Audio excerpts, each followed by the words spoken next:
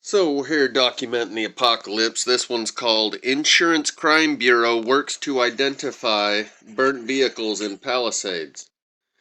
And these guys right here are trying to find any parts with a number that gives them the ability to identify the car.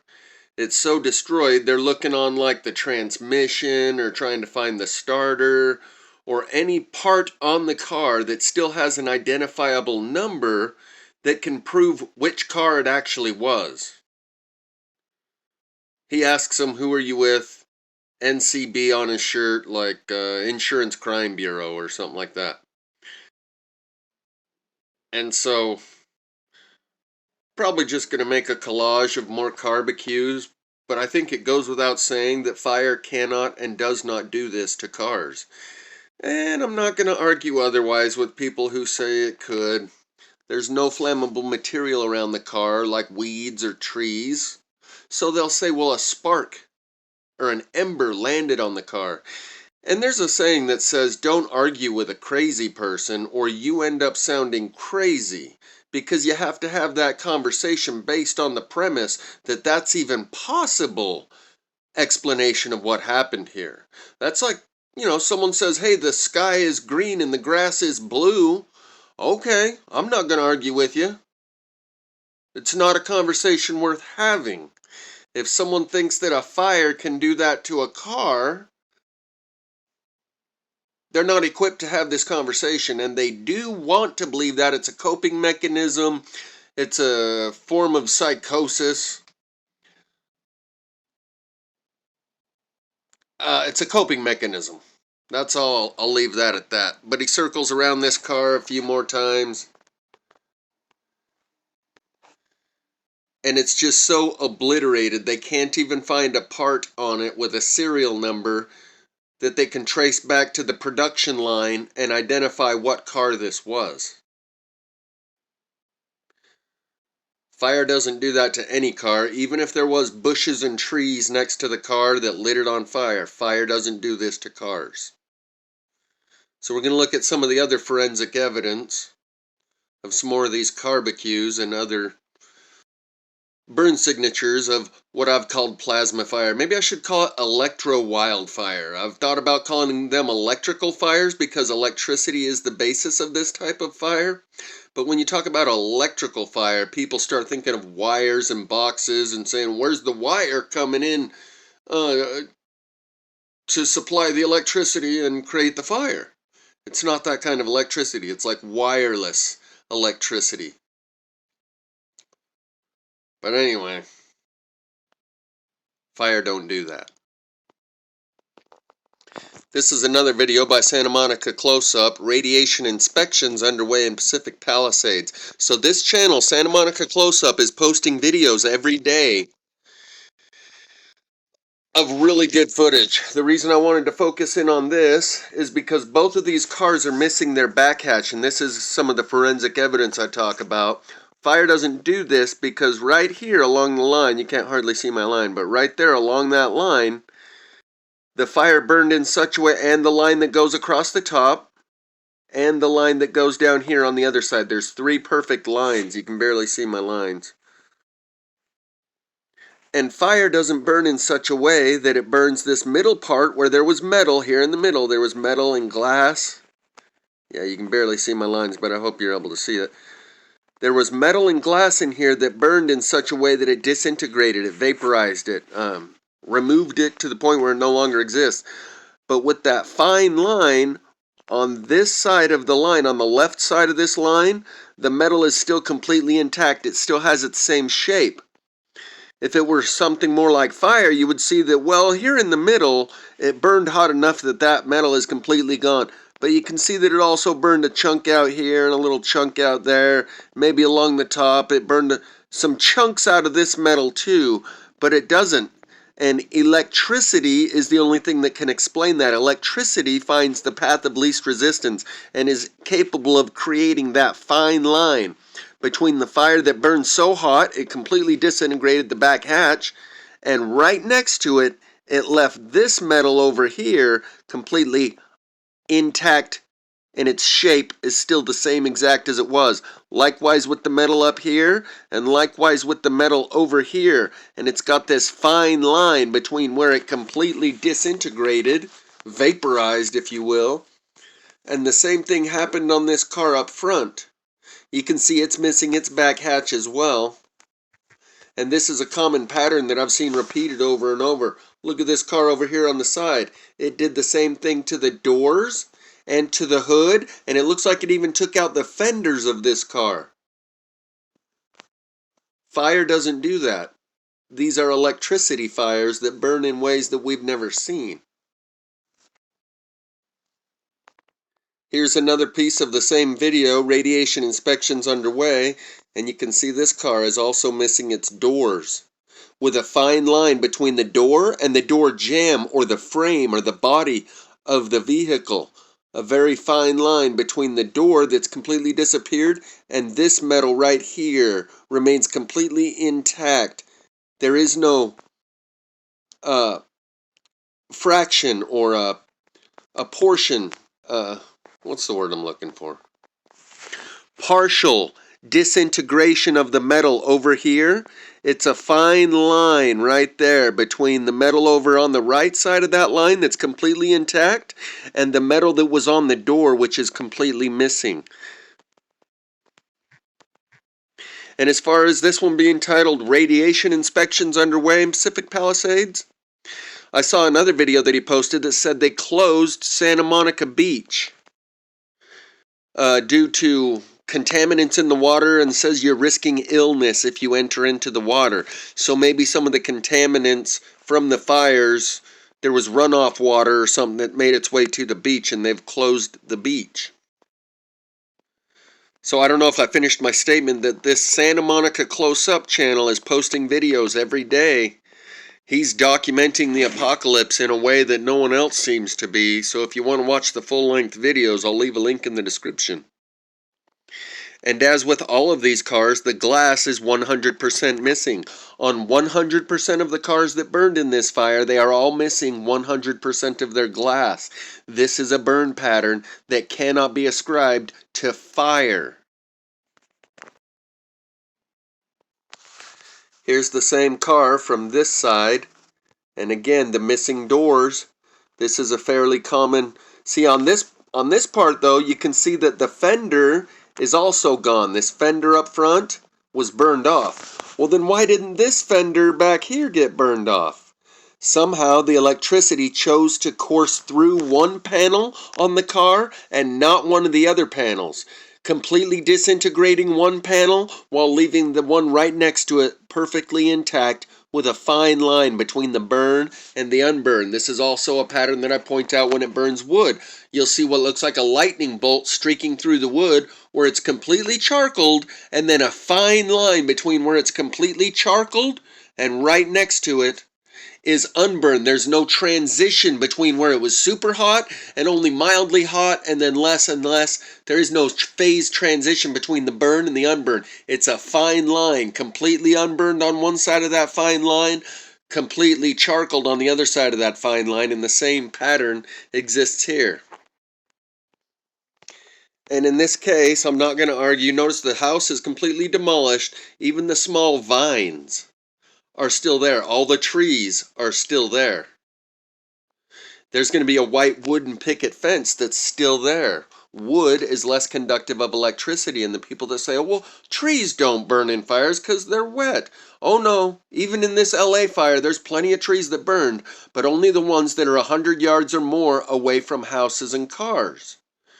Where there's a house or there's a car, it draws the electricity that's coming up through the ground towards the more conductive material of the house and the car and creates a buffer zone around that house or that car. I've explained this in another one using the plasma globe lamp, where you touch your finger to the plasma globe, it draws an extra big filament of electricity to your finger, and there are no smaller ones around your finger because it's naturally drawn toward the path of least resistance. It's going to your finger. In this case, the car or the house represents the finger touching the plasma globe lamp, and everything around the car or the house, this underground electricity, those little filaments of electricity you see coming through the plasma globe lamp, reaching out, touching the surface, all of those within a certain radius around the car or the house are going to naturally draw toward the car and the house and leave the shrubbery or the trees alone. Or you'll see in a moment the way that it creates the larger filament is by combining all the smaller filaments. There's the smaller filaments, and where the finger touches, it creates a larger filament by combining all of the smaller filaments, which means there's a buffer zone around his finger where there are none of the smaller filaments.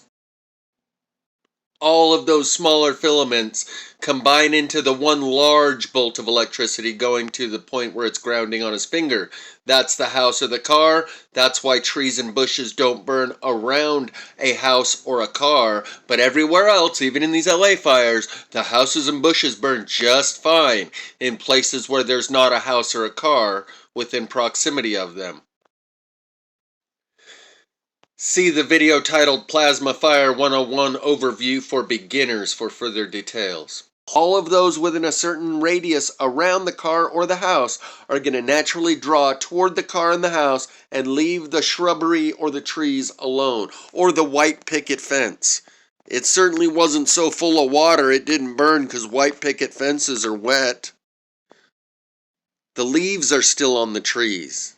Oh, well, leaves don't burn either because they're wet. You're arguing with a crazy person who is engaging in these mental gymnastics and willful ignorance, compartmentalizing and disassociating from all of known reality in order to protect their self-identity. It is an existential threat. It threatens their existence of their self-image and their worldview to acknowledge that what we're looking at here is not fire. So they have to contort their mind in different ways to be able to explain this away and say, oh, no, this is all totally normal. Yeah, there's nothing going on here but a forest fire. To try to argue with them is not going to work. No matter what evidence you present, their life is on the line and they're going to protect it. Doesn't matter what kind of mental gymnastics they have to perform to continue telling themselves this was just a fire, nothing to see here out of the usual, out of the ordinary. My world is still intact. Otherwise, their whole world comes crumbling down. If they acknowledge, wait a minute, even the leaves on the trees are still there and unburned. Meanwhile, the house is turned to rubble. Leaves on the trees, still unburned, right next to the house that is turned to rubble. They have to engage in cognitive dissonance where they reject the evidence in order to keep their self-image and their worldview intact, in order so that they can remain functional. Otherwise, they will become dysfunctional. It's a survival coping skill.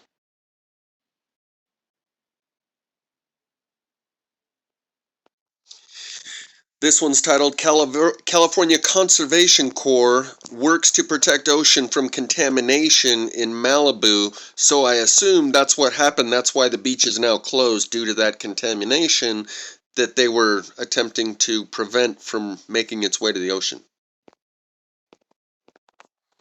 This is kind of ironic. They're cutting away the shrubbery with the leaves still on it that was right up against here. You can see the shrubbery past the burnt poles. The burnt poles are on this side of that shrubbery.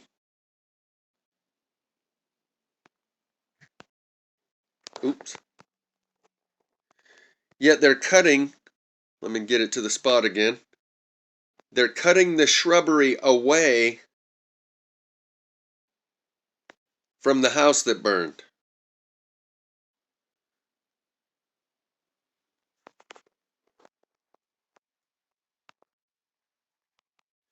Yet you can see there's shrubbery on both sides over here on the left. In this area, my pen isn't coming through very well, but you see this area right here? This shrubbery right, oh, it's not even working with me now. You see the burnt square posts surrounded by the shrubs. This is one of the reasons I think the fire is attracted to, the electricity is attracted to more dense objects. You can see burning on this wood down here.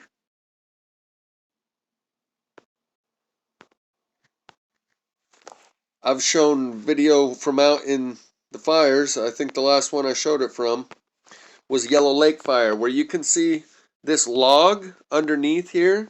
That's probably burnt and got charcoal spots on it, where it's literally right underneath and touching the smaller twigs and leaves. Yet the smaller twigs and leaves don't burn because the log is burning with electricity running through it, not because of flame touching the outside. Otherwise, that flame that burns the log would also burn the smaller leaves.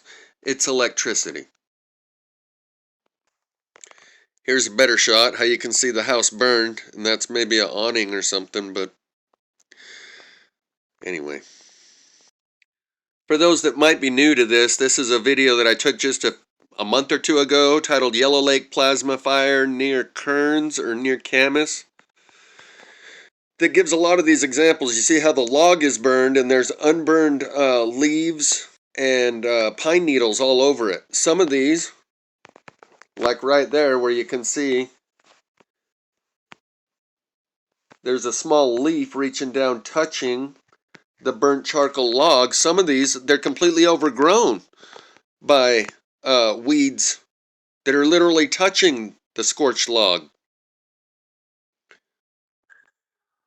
Likewise, this shows the other pattern where there's a burn streak going down the log right here, and it's unburned over here, and on this top part it's also unburned over here, like a lightning bolt going straight down the log with burning on both sides. Fire doesn't do that. Electricity flowing through the wood does that.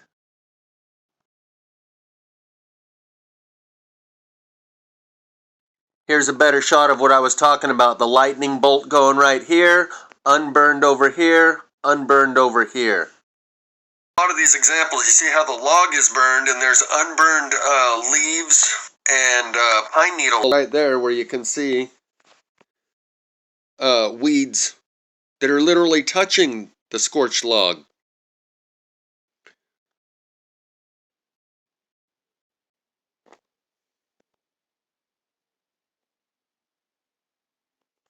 Here's a good example, and in this video there's hundreds of these logs. Notice the leaves, I'm going to show you with my hand right here, are directly above the charcoaled log. If there was flames coming out of that, I should probably just turn it up.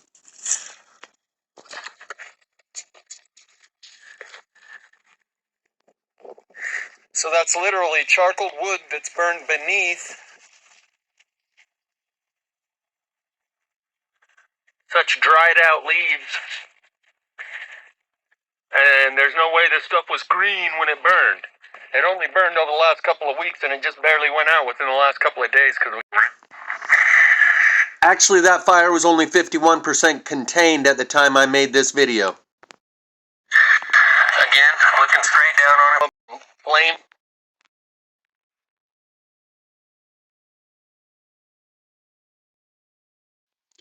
So the feds must not like me spilling the beans here, because whatever that was that just happened was totally weird. Fire works in mysterious ways.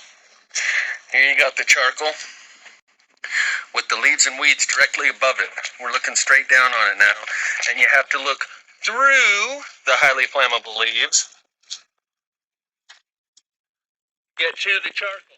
And this video, Yellow Lake Plasma Fire near Camas, has hundreds of these big logs laying around in this field where only the logs are burned and all the weeds in between the logs are not burned.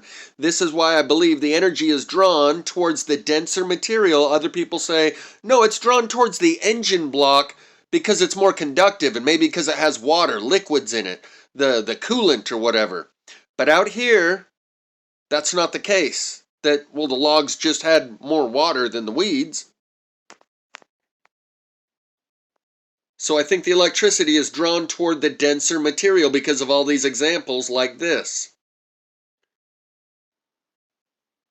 where the charcoaled wood is literally buried in dry leaves and weeds, and the weeds and the leaves don't burn.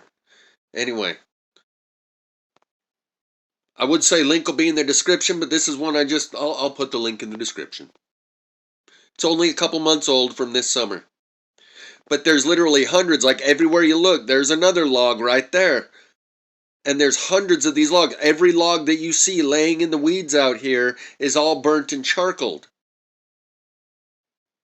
In between all the leaves and the weeds that didn't burn. And this is the same type of fire that hit LA. This is what it looks like when it hits a wilderness area without the cars and the houses of more conductive material to draw the electricity to it. When it hits out here, it's drawn toward the denser material of logs and leaves the weeds and leaves that are less dense unaffected. I believe that same thing happens when you put a potato in a bread roll in the microwave, turn it on for a minute. The potato is going to be a lot hotter because it's denser, not necessarily because it has more water and is more conductive. I believe it has to do with the density. I've seen this example, this pattern, over and over and over. So much so that I'm looking for something that breaks the pattern, that doesn't match the same repetitive pattern. And on his farm, he had a plasma fire. E-I-E-I-O. Oh, there's one. I think we found the one that doesn't have. Why not? I don't know. But everything else matches the pattern. So when I say like every single large log. And they don't have to be plugged into the ground through roots. All the other logs that I've shown at this part, there's still stumps that are stuck into the ground with roots. So you might think, well, the electricity coming up through the ground goes through the roots. But look at this one. This one is just a chunk of log laying on the ground, not connected into the ground through the roots, and it exhibits the same pattern. It draws the electricity towards it because it's denser. Not even plugged into the ground. So this type of electricity doesn't need a physical conduit, like where's the wire, where's the physical connection? It travels wirelessly like microwave. And the burnt circular pattern on the end of this is a repetitive pattern also. My very first plasma fire, the only reason I noticed it because there's branches all over the ground, completely unburned, except for that circle on the end of the branch.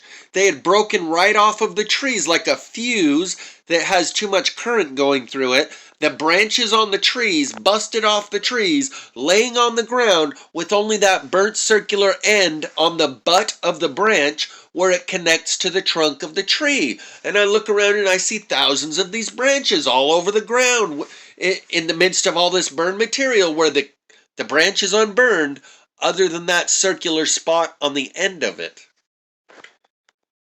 Anyway, let's get back to the urban plasma fires. And I'll leave the link in the description here if you want to see what a plasma fire looks like when it's in the wilderness. Here's another car coming up here on the left, missing doors and hood.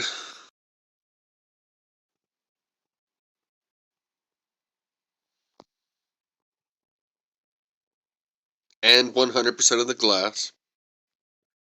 And just look at all the trees with their leaves still on them. People that say, well, you know, trees got a lot of water in them, that's why they don't burn. No, you're performing mental gymnastics. These little shrubbery, little tiny twigs, that's called kindling. We're not just talking about the 3-foot diameter trunk of the tree. They all have their leaves still on them. People that can't see that this isn't fire, they don't want to, and there's nothing you'll ever be able to show them that allows them to see it. It would cost them too much. They can't afford to see that this is not fire. This is electricity, burning down the houses, leaving everything else untouched.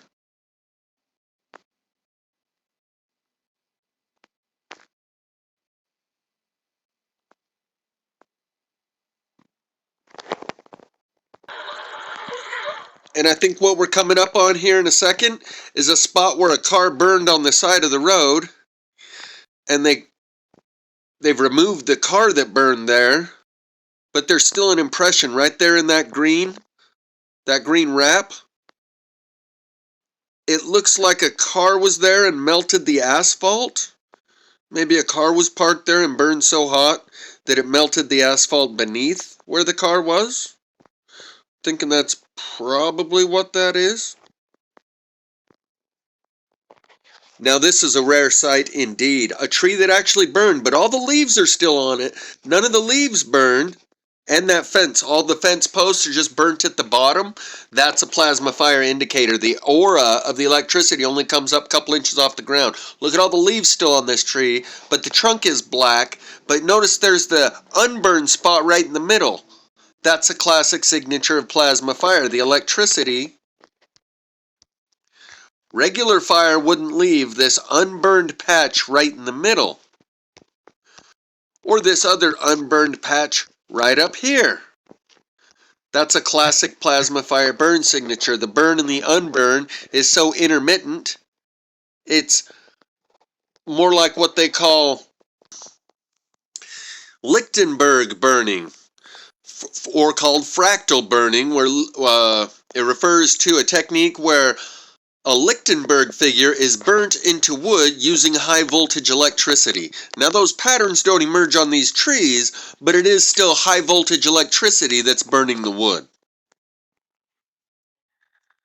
And those Lichtenberg images, that Lichtenberg electricity burning, can be seen in the Yellow Lake plasma fire video on all of the logs that are scattered throughout the field. All the little trees with all their little leaves. It's just incredible that people can't see this. Plasma fire can be understood through the appropriate electromagnetic frequencies and geomagnetic and magnetic resonance heating and all the rest. A very left brain hard science. The fact that people can't see this is much harder for me to wrap my mind around. It's a soft science, or the liberal arts, of sociology and psychology and human growth and development. The fact that people can't see this blows my mind so much more than the plasma fire itself. It's 10 times the phenomenon of plasma fire. The fact that people don't notice. Unbelievable to me. Like a bomb that completely demolishes the houses but leaves the trees untouched, even with all of their leaves still on them. And people don't notice. And people say, yeah, it's a wildfire. Yeah, wildfire.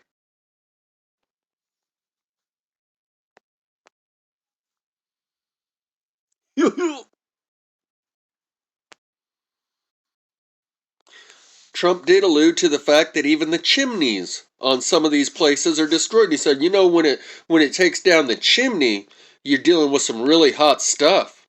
Yeah, fire doesn't take down chimneys. So he's dropping you a clue. And fire does burn trees, regardless of what any person tries to tell themselves.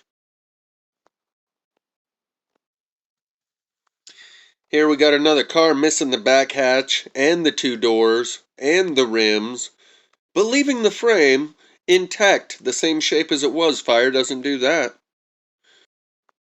Electricity coursing through the car, choosing the path of least resistance, focusing on one panel and not the other. The doors and the hatch, not the frame. Fire cannot burn that inconsistently, so much so that it burns the hatch more than the quarter panel next to it, and the doors more than the frame right next to them, with a fine line between where it burned so hot it completely disappeared the metal, and a fine line right next to it where it left the metal untouched, or at least intact.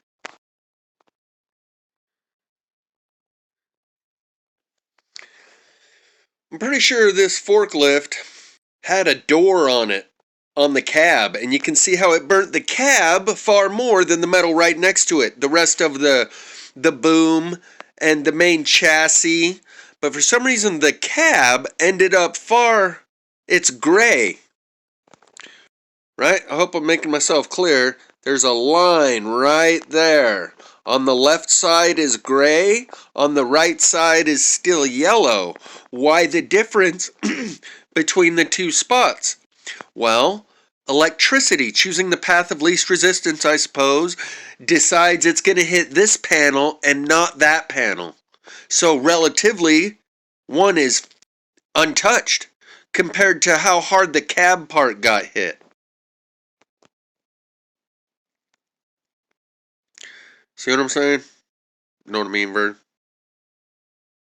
In these fires, chain link fences burn while white picket fences don't, and people don't notice. Here we got another car missing the doors and the back hatch, and the rims, and the hood, probably. You can't see it from here.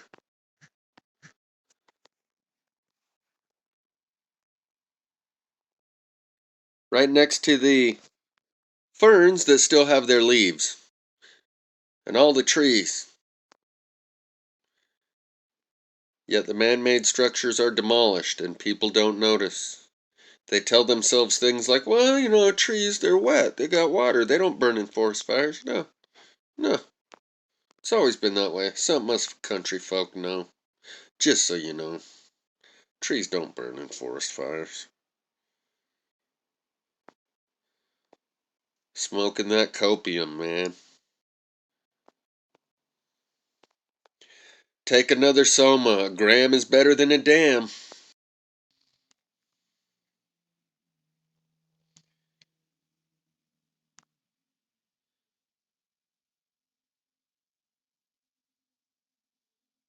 Notice the small limbs? We're not talking big 3-foot around diameter trunks of trees.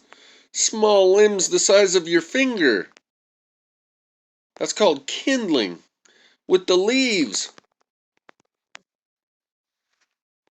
still on them. Want to smack static right upside his dome. Slap some sense into that boy. Say, listen here, boy, I tell you, trees do burn. I say, trees burn, son. Need to slap some sense into that boy.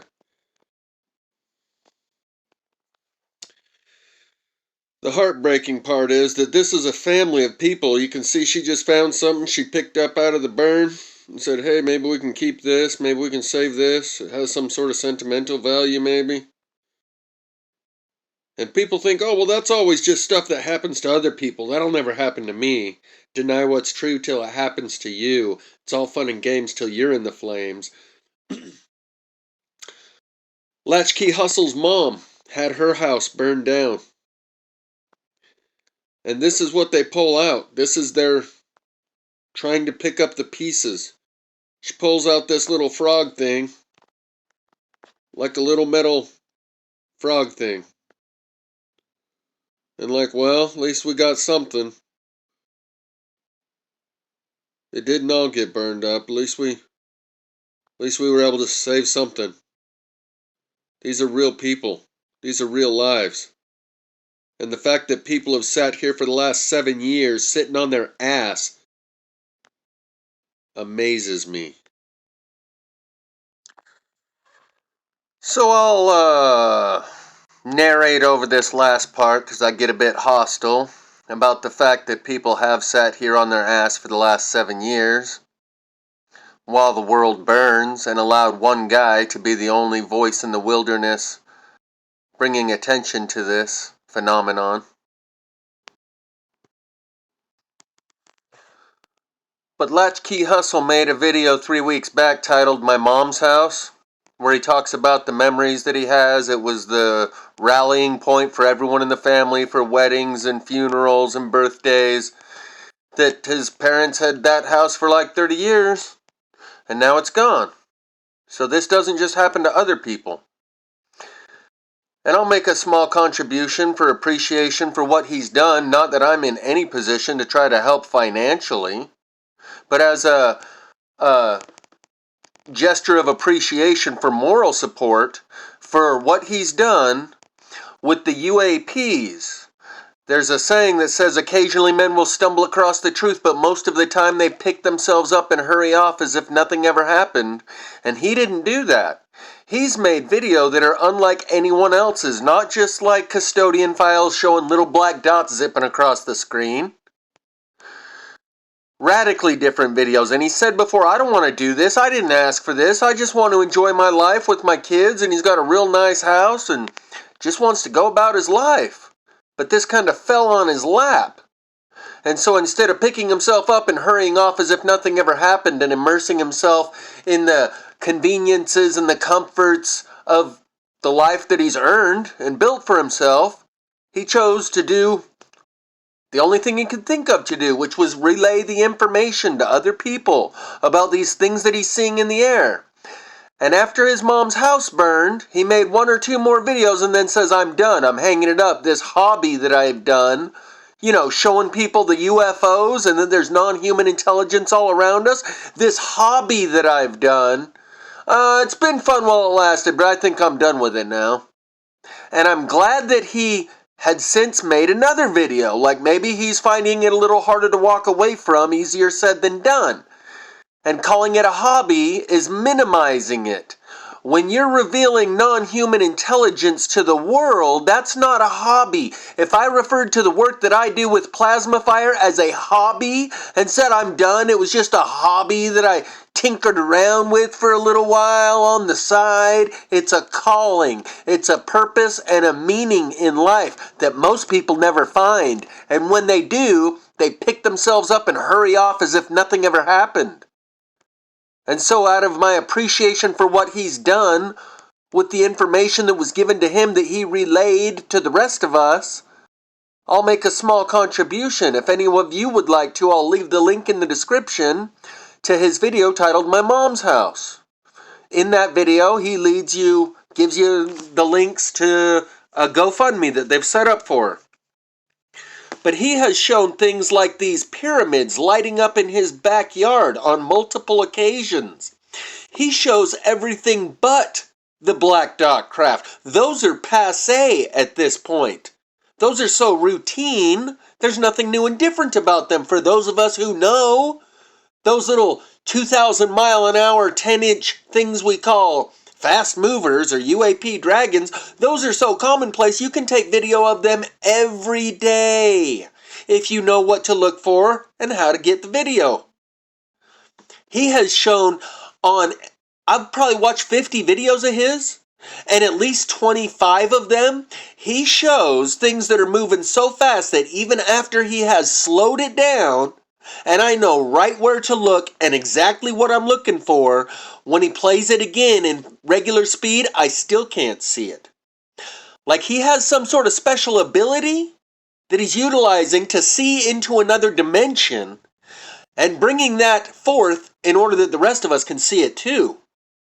You can think of a telescope as seeing into the dimension of distance, or a microscope seeing down into another dimension of size, where there's a whole colony and there's a whole universe under that microscope in a dimension of size. He's looking into a dimension separated by speed. And I've suspected maybe he's got a computer program that spots it for him, because he said before, I trained my eyes for sports, like trying to track a fastball in baseball or something. I trained my eyes for sports, and that's why I can see things that no one else can. And he even kind of demonstrated himself hitting black beans with a baseball bat.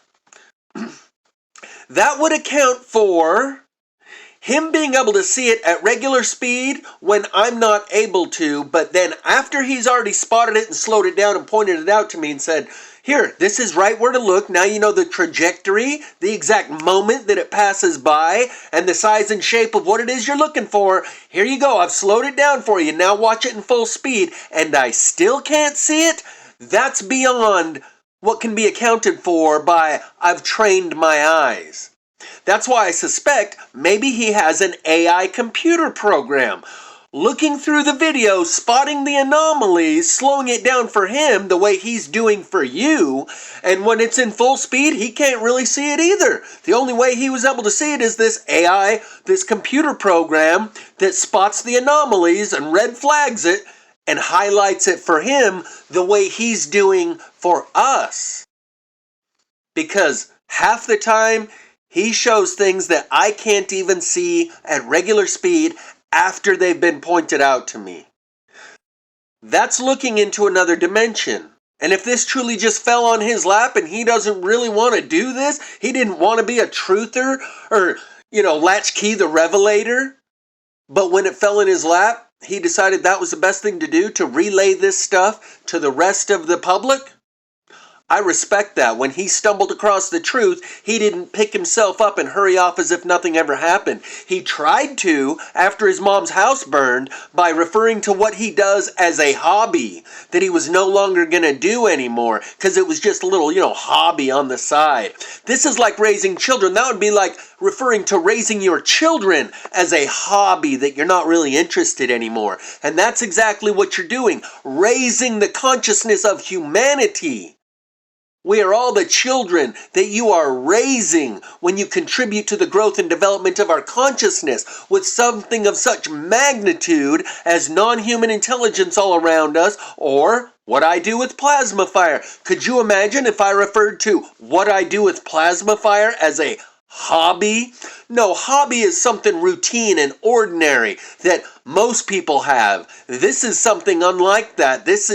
To use the word hobby to describe what I do with plasma fire is a misnomer. It's a completely misappropriation of terminology. And he tried to refer to what he does as a hobby that he's not going to do anymore. And I was really let down to hear that. But he has made a video or two since then. Cat or a mountain lion, something, a huge feline that was deciding to make part of our property as litter box. And so I hardwired and installed cameras, including some night vision cameras. And one night I just had this sense something was telling me to turn on the cameras through the app on the phone and look. There's no other way to say it other than something told me to do that. And so I did, and this is what was dancing around in the camera. And you see it's 11:05, and it was basically like every half hour I got this sense, this urge, and it hadn't happened since then. It hadn't happened up until then or since then, but this night, that kept happening. And so eventually I started texting with my sister and sent her some screen recordings of this. And it's fairly static. I mean, it wasn't bouncing around, at least not in the beginning. And if you'll note the time, so it says a little after 11 p.m. and then roughly a half hour later, it's back toward that black triangle, but it's there. It's further away, but you see it. It's moving around a bit. And once again, I was going on about my evening, and then all of a sudden I had this urge. Something was telling me to check it again, and same thing. About a half an hour later, coming up on midnight, something says, open up this app and look through this camera. It was like this thing was beckoning me. It was a very, very different feeling, and not one that I get often. But, it kept happening, and I was, again, texting, communicating with my sister. And eventually she's like, look, you lean into all of this stuff. Don't, treat this any differently. So we agreed, and I said, okay, all right. So I went out there. And I can't see anything. Remember, this is night vision. And I have my phone there, and you can see the screen. And I'm trying to find this thing on the app with my phone because it's otherwise just dark out there. It's like foothill dark. And, we zoom in a bit, and you can see what happens here basically is things are sort of like, fluttering around me. And I'm trying to find it in the camera, and then I see it, and then I tried to walk away from it to see if it would follow me or to see what would happen. And, it didn't, but it sort of just fluttered away at that point. And, you can see this thing kind of does a once over on me, whatever this thing is. And again, it's not moving around too much. It's fairly static, but once it's done with me, and this was what I found to be the most interesting. Again, remember, I can't see anything. This is only showing up because it's night vision. But once I leave and then it flutters off, then it just absolutely animates. I mean, all of a sudden it's, popping up and down and zipping around the lights, and it just, the energy of this thing changed. And I will also say, and speaking of the energy, when I was out there, I felt something moving around me. I couldn't see it, but I could feel it. I'll just leave that at that.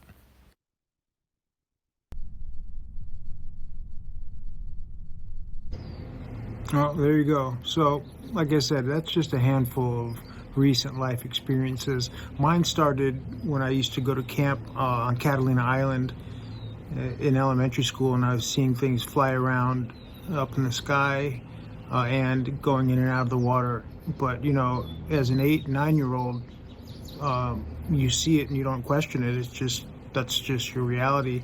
And that's probably the earliest memories I have of what we would call high strangeness now.